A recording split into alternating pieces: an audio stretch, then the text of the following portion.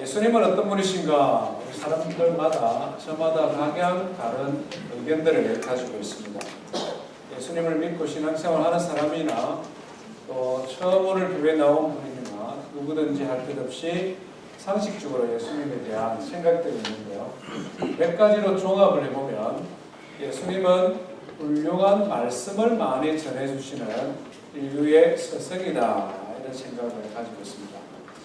또 어떤 분은 성경을 보면 예수님은 각종 질병 걸린 사람을 잘 고쳐주셨으니 위대한 치료자다, 이런 마음도 있습니다.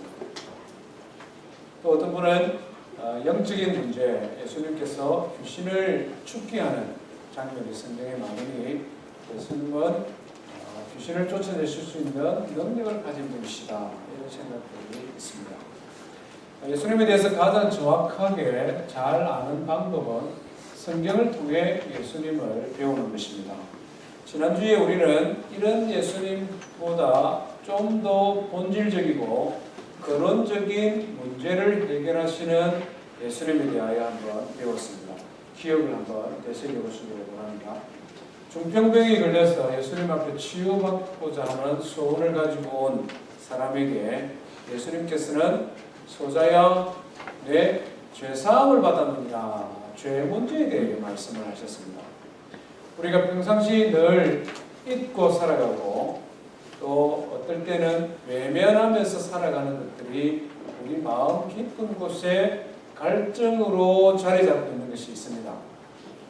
평상시는 잘 모르다가 어떤 큰 사고나 중한 질병이나 또 주변의 이웃 간의 관계 속에서 큰 계기가 될 만한 사건을 경험했을 때 우리 마음 깊은 곳에 있는 그런 갈급함을 우리가 보게 되는데, 사람마다 있습니다.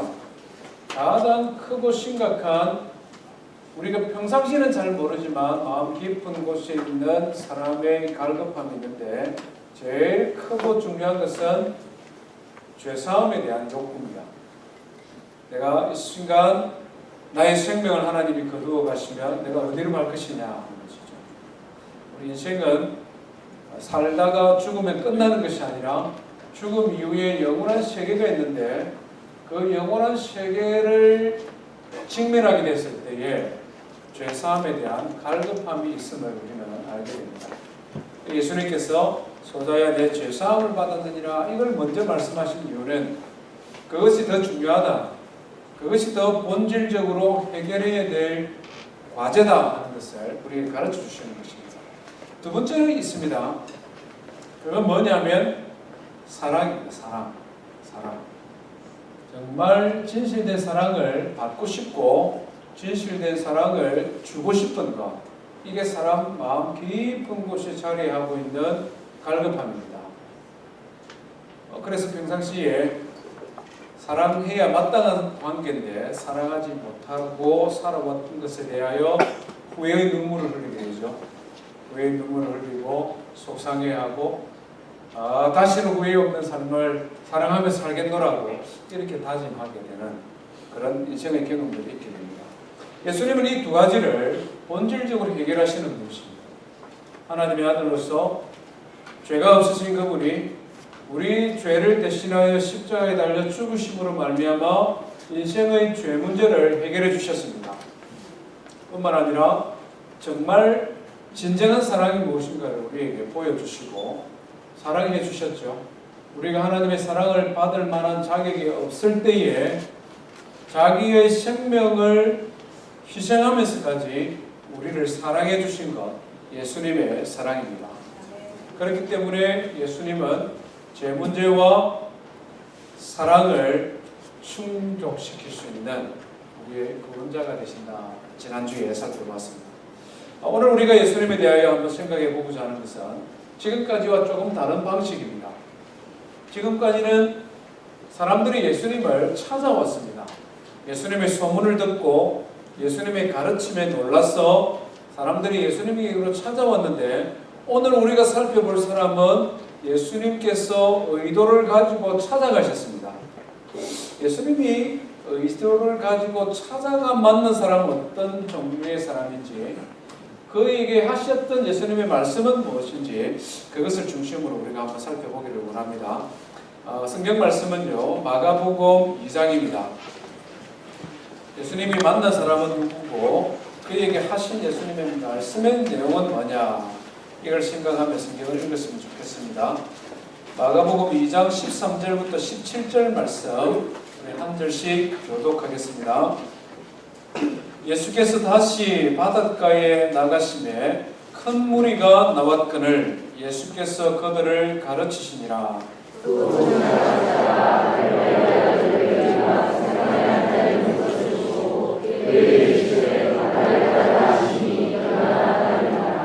그의 집에 앉아 잡수실 때에 많은 세리와 죄인들이 예수와 그의 제자들과 함께 앉았으니 이는 그러한 사람들이 많이 있어서 예수를 따르미르라.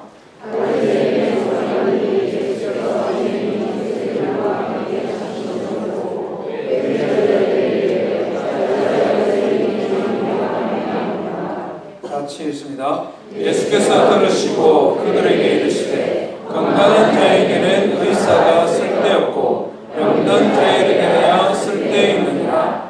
나는 의인을 부르러 온 것이 아니요 죄인을 부르러 왔노라 하시니라. 아멘. 오늘 우리가 이 성경을 통해서 처음 배우고자 하는 것은 예수님은 사람을 찾으신다. 조금 더 구체적으로 말씀드리면 죄인을 찾으러 가시는 분이시다 하는 것입니다. 13절, 14절 말씀을 보면 예수님께서 바닷가로 가시니 이렇게 표현합니다. 집안에서 회당에서 하나님의 말씀을 가르치시다가 많은 사람들이 몰려오니 그곳이 힘들지 않습니까? 사람들이 너무 많이 모이고 하면, 그래서 아마 바닷가로 이렇게 나오신 것 같습니다. 그런데 거기도 또 사람들이 따라 나왔습니다. 예수님은 거기서도 사람들을 가르치셨다 이렇게 말씀합니다. 기회가 있을 때든지 없을 때든지 항상 하나님의 말씀을 가르치는 일에 힘쓰는 예수님의 모습입니다. 그 다음에 또 14절에 보니 또 지나가시다가 알페오의 아들 레위가 세관에 앉은 것을 보시고 이렇게 말씀합니다. 이 마가복음을 기록한 마가라는 사람은 아주 간결하게 이 말씀을 이렇게 사건 중심으로 딱 이렇게 찍어가는데 막 사진을, 슬라이드를 이렇게 보여주는 것 같습니다. 마치 우연히 예수님께서 바닷가 가다가 그 다음에는 사람들이 있는 동네로 가다가 그러다 보니 그냥 세리가 앉아있는 세관 앞으로 지나가다가 우연히 레위를 만난 것 같습니다. 그러나 이것은 좀 자세히 살펴보면 예수님께서 의도를 가지고 일부러 세리 레위가 있는 세관으로 걸어가셨다 하는 것을 우리가 확인해야 됩니다. 왜냐하면 이 세리 그리고 세리들이 앉아있는 세관은 보통 사람들, 일반 사람들이 가기 싫어하는 곳이기 때문에 그렇습니다. 가기 싫어하고 피해가려고 하는 곳. 그래서 우연히 지나가다가 덜컥 만나는 이런 종류의 사람들이 아니라는 것입니다. 시대적 배경을 조금 더 설명을 드리면요. 당시 이스라엘은 로마의 지배 아래에 있었고 로마의 정부는 세금을 걷기 위해 유대인 앞잡이들을 앞에 세웠습니다. 우리 일제시대에 그런 게 있었잖아요. 일본 사람들보다 더 밉고 더 악질적으로 한국 사람을 괴롭혔던 외놈 앞잡이 이런 말들이 있지 않습니까? 당시에 이 유대인 세리들이 그러했다는 것입니다. 이 세리들은 두 가지 종류의 세리가 있었는데 첫 번째는 카바이라는 세리입니다. 인두세를 걷는 사람들. 이 사람 머리 숫자 한 명당 세금을 바쳐서 로마에 상납을 해야 됩니다. 두 번째 세리는 모크헤스라는 종류의 세리들이 있었는데 이 사람들은 물건을 주고받는 매매 활동에서부터 시작해서 거의 모든 삶의 영역에 세금을 징수했습니다. 역사를 보니까 어떤 세금을 걷었느냐 하니까 이 모크헤스라는 사람들이 다리 통행세, 항구 입항세, 시장세, 성곽통행세, 도시출입세, 차, 우리 마시는 차 있죠? 차세, 이 차를 실어 나누는 동물세, 강을 건널 때 강 건너서니까 너 세금 내, 배 타는 세, 물고기 한 마리 얼마, 온갖 종류의 세금을 징수했습니다. 오늘 이 시대에 우리가 볼 수 있고 상상할 수 있는 종류들의 온갖 세금을 당시에도 거뒀는데, 문제는 정확하게 세율이 정해지고 세금을 매길 항목이 정해져서 그것을 세금을 걷는 것이 아니라, 로마 정부에서는 해마다 걷어야 되는 세금의 총액만 정했습니다. 그리고는 그것을 유대인 세리들에게 이야기를 했습니다. 말하자면 올해에 금 1만 달란트를 세금으로 바쳐라. 말하자면 세금이 100억이다. 그러면 거기에 대하여 이 세리들이 얼마를 걷든지 관여하지를 않았습니다. 말하자면 120억을 걷어서 20억을 남기든지 200억을 걷어서 100억을 남기든지 그것에 대하여 로마 정부가 관여를 하지 않았습니다. 그러다 보니 문제가 생기기 시작하는 것이죠. 이 세리들은 로마의 권력을 등에 업고 자기들이 징수해야 되는 것보다 훨씬 더 많은 세금을 징수했습니다. 마음만 먹으면 어떤 항목이든지 어떤 세율이든지 관계없이 마치 깡패처럼 도적처럼 유대인들 같은 동족에게서 세금을 거두었습니다. 그러다 보니 유대인들이 얼마나 이 세리들이 미웠겠습니까? 자기의 동족의 피해를 빨아먹는 거머리처럼 여겼습니다. 그리고 이런 사람들이 모여있는 세관, 그 세관은 가급적이면 가기 싫고 가고 싶지 않는 곳입니다. 그 앞을 우연히 지나가게 되더라도 고개를 저으며 저주하며 조롱하는 것이 그 시대의 사회상이었습니다. 그런데 예수님께서 또 지나가시다가 세관 앞을 가셨다. 성경은 이렇게 말씀합니다. 의도를 가지고 간 것이 분명합니다. 예수님이 이렇게 의도를 가지고 세리를 찾아가셨을 뿐만 아니라 오늘 이 세리 레위에게 뭐라고 말합니까? 나를 따르라 이렇게 말씀합니다. 나를 따르라 이 표현은 당시의 랍비들이 선생님들이 그의 제자들을 부를 때 사용했던 표현입니다. 말하자면 예수님께서 세리, 레위, 내가 너를 나의 제자로 삼기를 원하니 나를 따라오너라 이 말입니다. 세리를 찾아 세관으로 들어간 것도 이해하기 어려운 행동이요, 이 레위를 제자로 부르는 것은 더 이해하기 어려운 행동입니다. 왜 그렇습니까? 예수님은 당시 최고의 랍비였습니다. 당시에 많은 랍비 선생들이 있었지만 예수님을 존경하는 랍비였고 표적과 기사를 통하여 기적도 행하는 말 그대로 인기 짱인 선생님입니다. 예수님 마음만 먹으면 정말 제자다운 제자, 앞으로 훌륭한 기둥 같은 일꾼이 될 수 있는 유능한 능력 있는 제자를 많이 부를 수 있는데 하필이면 민족의 배반자요, 거머리와 같고 자기 자신만 아는 돈의 노예가 되어 있는 이 세리를 찾아가서 레위에게 내가 너를 제자 삼기를 원한다. 참 이해할 수 없는 행동이라는 것입니다. 이런 예수님의 모습을 보고 주변에 있는 사람들이 손가락질하고 함께 조롱하죠. 오늘 우리가 읽은 16절 하반절의 말씀 보십시오. 바리새인과 서기관들이 이와 같은 예수님의 모습을 보고 이르되 어찌하여 세리와 죄인들과 함께 있느냐? 어찌하여 그렇게 제자가 될 사람이 없느냐? 하필이면 이 레위를 제자로 삼느냐? 이 혀를 차면서 예수님을 비난하는 이런 말입니다. 여기서 우리가 사람을 대하는 예수님의 모습을 조금 더 생각해 볼 필요가 있습니다. 예수님이 사람을 대하는 방법은 일반적으로 사람이 사람을 대하는 방법과 좀 달랐던 것 같습니다. 일반적으로 사람들은 깊이 생각 잘 안 하고 사람에 대하여 평가하는 경향이 있습니다.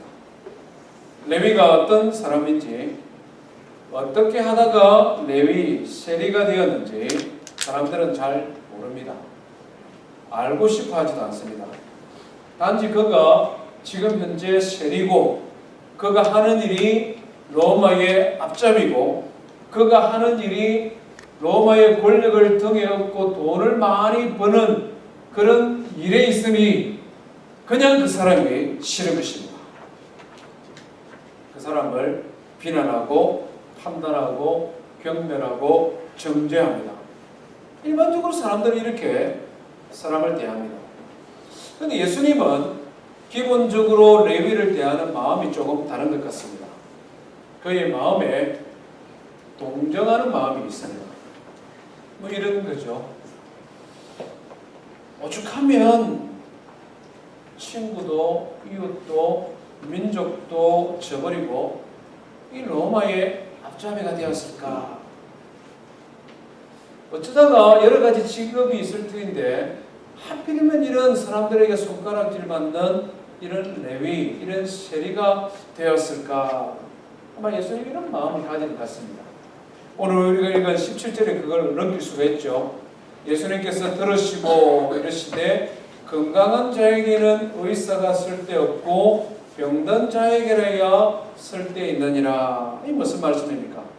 레위를 환자에 지금 비유하고 있는 것입니다. 겉으로는 멀쩡해 보이고 또 많은 재물을 모았기 때문에 어쩌면 목에 힘을 주고 기세등등하게 살아가는지 모르겠으나 그의 속사람을 보니까 이렇게 저렇게 멍들고 병들어 있는 환자처럼 보이는 것입니다.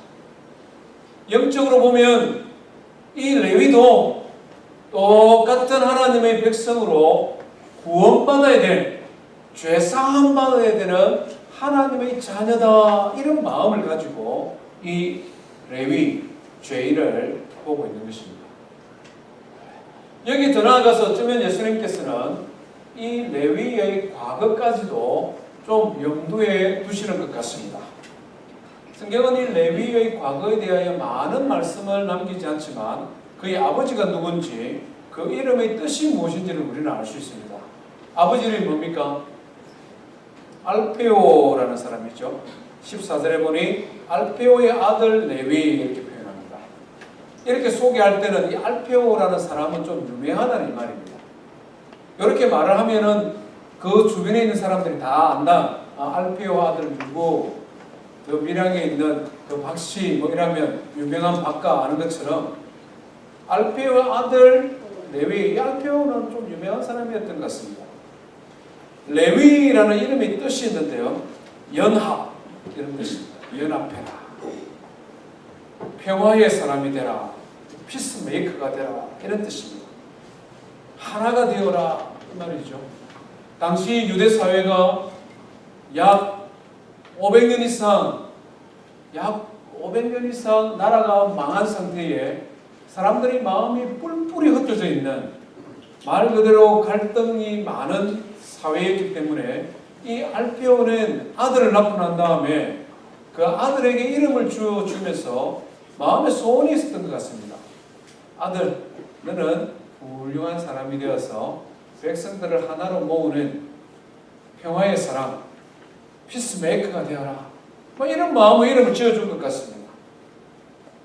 그런데 살다 보니까 연합이라는 이름은 온데간데 없고 자기 혼자 살기도 급급한 겁니다.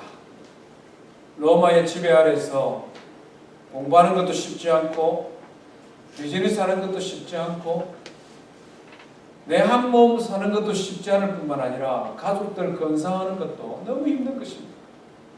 그러다 보니 어떻게 한번 살아보려고 애를 쓰다가 무엇이 가장 돈이 되는 일인가 생각하고 그것을 추구하다 보니 나중에는 셀이라는 직업까지 가지게 되었고, 그냥 사람들이 하는 방식으로 정직하지 않게 세금을 징수하는 사람이 되었고, 더 나아가서는 돈만 하는 수준노와 같은 사람이 되어 사람들에게 비난받고 조롱받는 레위. 본인도 그것을 의도하지 아니했고 그의 부친도 그것을 계획하지 않았지만 그냥 살아가다 보니 마치 괴물처럼 변해서 앉아있는 레위. 그를 예수님은 보시고 불쌍히 여기시고 그를 찾아가셨다 하는 것입니다. 이런 예수님을 우리가 좀 알았으면 좋겠습니다. 이런 예수님을 우리가 좀 알고 우리도 이 예수님의 부르심에 이 예수님을 따르는 사람이 되었으면 좋겠습니다. 예수님이 뭐라고 말씀합니까? 내가 의인을 부르러 온 것이 아니요 죄인을 부르러 왔노라. 예수님은 우리의 아픈 과거도 아시고 다듬어지지 못한 성질도 아시고 지금 이 세상을 이 각박한 세상을 살아가는 우리의 모든 삶의 형편을 아시는 분이십니다. 사람들에게 떳떳하지 못한 우리 삶의 구석에 연약한 부분도 아시는 분이십니다. 그러나 판단하고 비난하고 정죄하는 사람들과는 달리 예수님은 동정하심으로 우리를 보시는 분이십니다. 성경은 이 동정하시는 예수님에 대하여 많은 말씀들을 기록하고 있는데요. 히브리서 4장에 보면 이런 말씀이 있습니다. 제가 한번 들려드릴게요. 우리에게 있는 대제사장이 계시는데 이 대제사장 이 말은 우리를 위해 기도하는 분이다 이 말입니다. 예수님은 우리의 대제사장이 되시는데 우리의 연약함을 동정하지 못하실 이가 아니요 못하지 아니한다 이 말은 한다는 것을 강조하는 표현이죠. 예수님은 우리를 굉장히 동정하시는 분이십니다 이 말입니다. 모든 일에 우리와 똑같이 시험을 받으시는 이로되 죄가 없으십니다. 하나님의 아들이신 그분이 인간의 몸을 입고 이 땅에 오셨기 때문에 우리의 모든 연약함을 예수님이 아신다. 그렇기 때문에 그러므로 우리는 긍휼하심을 받고 때를 따라 돕는 은혜를 얻기 위하여 은혜의 보좌 앞에 담대히 나아갑시다. 이렇게 말합니다. 예수님은 우리의 모든 연약함을 아시고 냉정한 검사의 눈이 아니고 자상한 아버지의 눈으로 우리를 보시고 그 마음에 긍휼하심, 그 마음에 우리를 불쌍히 여기는 마음이 가득하시기 때문에 그 주님의 품에 용서가 있고 그 주님의 품에 사랑이 있고 그 주님의 품에 온전한 쉼, 안식이 있기 때문에 그 주님께로 나아갑시다. 이렇게 도전하고 있습니다. 오늘 하나님 앞에 예배하는 우리 모든 성도 여러분, 그리고 우리 성도들의 초청을 받아 처음 우리 자리에 나온 지역의 형제자매 여러분, 우리를 사랑하시고 동정하시고 이런 우리를 찾으시는 예수 그리스도 그분을 만나는 그분께 나오는 우리 성도 되기를 주의 이름으로 축원드립니다. 우리가 오늘 본문을 통하여 생각하고자 하는 두 번째 주제가 있는데요. 그것은 이 예수님의 부르심에 응답하는 레위입니다. 예수님이 아무리 동정하는 마음을 가지고 불러도 그 부름에 화답하지 않으면 예수님의 부르심은 아무런 소용이 없습니다. 그렇지 않습니까? 아무리 목이 터져라 불러도 대답 안 하면 그 부름은 소용이 없다는 것입니다. 근데 이 레위는 예수님의 부름에 대답을 합니다. 우리 14절 한번 다시 보십시오. 예수님께서 알피의 아들 레위가 쇠관에 앉은 것을 보고 나를 따르라 라고 말씀하니 어떻게 합니까? 일어나 따르니라. 부르자마자 두말하지 아니하고 즉각적으로 일어나 따랐다 이렇게 표현합니다. 참 간결하게 표현합니다. 부르니 따랐어, 부르니 일어나 따랐다 뭐 이렇게 표현합니다. 근데 사실 이거 쉬운 일 아니잖아요. 이 간단한 일 아닙니다. 예수님이 세리 레위를 불렀지만 그 부름을 듣고 따라 나서는 것은 결코 쉽지 않습니다. 여러 가지 장애물이 있습니다. 첫 번째는 주변에 비난하는 사람들의 비난을 극복해야 됩니다. 그렇지 않습니까? 조금 전에도 봤지 않습니까? 레위와 앉아서 밥 먹는다는 이유만으로 예수님도 비난했습니다. 저희 예수가 말씀을 잘 가르치고 똑똑한 줄 알았는데 어떻게 저를 레위하고 앉아서 밥을 먹어? 뻔뻔 이렇게 사람들이 비난했지 않습니까? 레위는 오죽하겠습니까? 저희가 또 무슨 쇼하려고 예수 따라 나서지 뭐 이런 생각 안 하겠습니까? 예수님을 비난하고 반대하는 사람들만 레위가 예수님 따르는 것을 반대하지 않았습니다. 예수님의 제자들도 아마 이걸 못마땅하게 생각했을 것입니다. 한번 입장 바꿔 생각하면 이해되지 않습니까?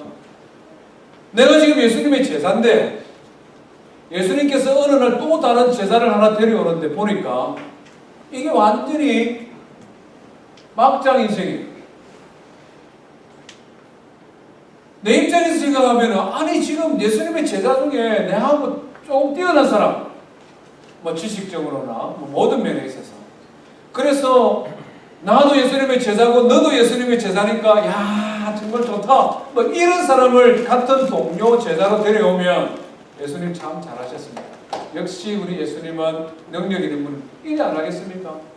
그런데 데려온 사람이 민족의 반역자요 거머리 같은 세리 사람들에게 손가락질 받는 사람이니까 이 제자들도 탐탁지 않게 여겼을 것입니다. 제일 큰 장애물은 뭐니 해도 세리 자기 자신입니다. 온갖 생각이 안 들었겠습니까? 아니 예수님이 나에게 대해서 아는 게 뭐 있다고 나를 제자로 부르지? 이 생각 안 들겠습니까? 조금 더 나아가면 예수님은 이렇게 존경받는 사람인데 내가 예수님의 제자가 되어서 예수님의 제자답게 살 수 있겠나 이런 생각하지 않겠습니까? 조금 더 인간적으로 생각하면 비록 사람들에게 손가락질 받지만 이 직업이 괜찮은 직업이다. 돈 많이 벌지요. 로마의 권력을 뒤에 업고 있지요. 그래서 내 한 사람 비판받지만 돈은 많이 벌어서 우리 가족, 우리 집안, 우리 자녀들 교육시키고 이렇게 살아가면 한 인생 좋지 이런 생각 안 했겠습니까? 예수님의 제자가 된다는 것은 이것을 포기한다는 것이거든요. 그런데 세리는 그것을 포기했습니다. 결론적으로 예수님께서 나를 따르라 라고 말씀했을 때 그는 일어나 예수님을 따랐다. 성경이 이렇게 기록을 하고 있습니다. 온갖 고민을 안고 세간에 앉아있던 세리의 모습. 돈은 많이 모았으나 모은 돈만큼이나 사람들에게 욕을 얻어먹고 살았던 세리입니다. 그도 자존심 있고 그도 유대인인데 같은 동족 유대인들에게 손가락질 받고 조롱받는 그 마음이 얼마나 힘들었겠습니까? 그래서 그날도 세리는 세관에 죽치고 앉아 있었는데 예수님께서 나를 따라오너라 라는 말씀을 하자마자 그는 벌떡 일어나 예수님을 따랐습니다. 한번 따르기로 결심하고 난 다음에는 일사천리로 행동했습니다. 오늘 보니까 16절에 이 세리가 많은 사람들을 모아 예수님과 식사했다 15절 이렇게 말씀합니다. 똑같은 사건을 다루고 있는 누가복음 5장에 보면 세리가 예수님을 집으로 초청하여 큰 잔치를 열었다 이렇게 표현합니다. 큰 잔치를 열었다. 자기의 결심을 확고하기 위한 행동입니다. 주변의 모든 사람들에게 지금까지 살아왔던 세리 레위와 앞으로 예수의 제자가 될 레위는 다른 모습이다, 이것을 선언하기라도 하는 것처럼 큰 잔치를 열었습니다.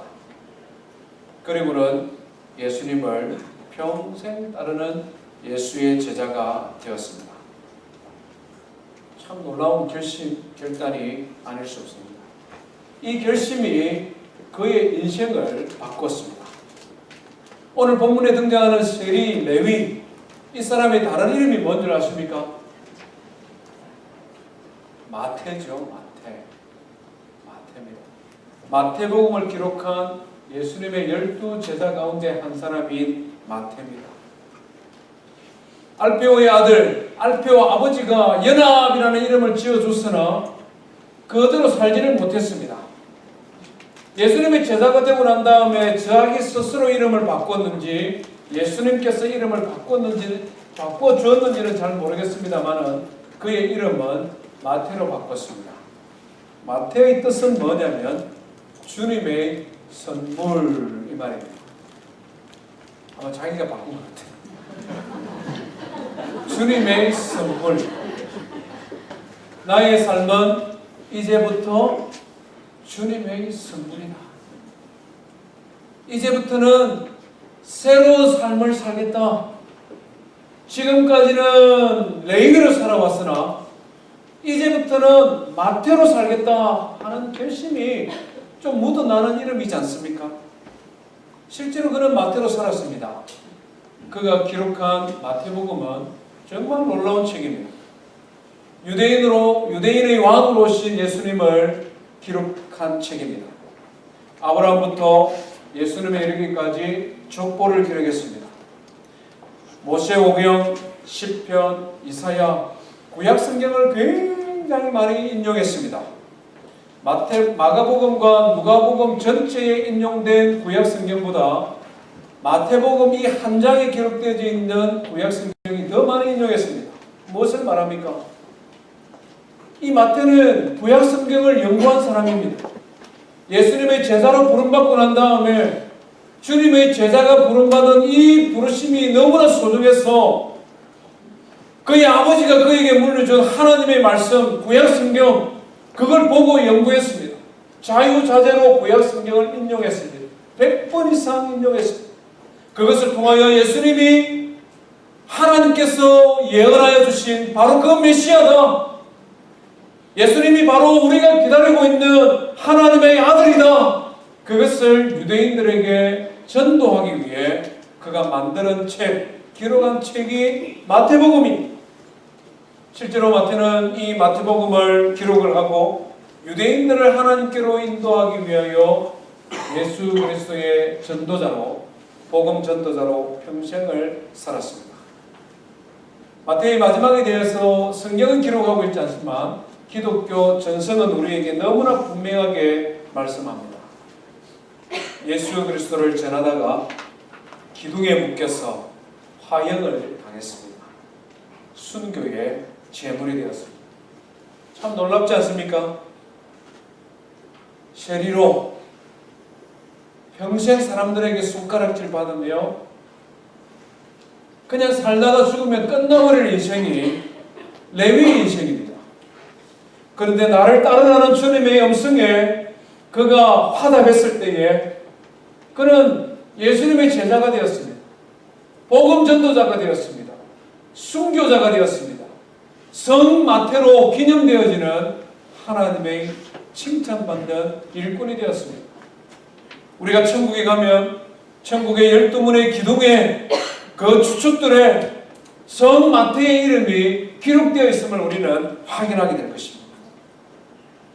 주님의 부름에 순종했을 때에 예수님이 그런 인생으로 그를 변화시켜 주셨고 하나님께서 그런 인생으로 그를 만들어 주셨다는 것입니다.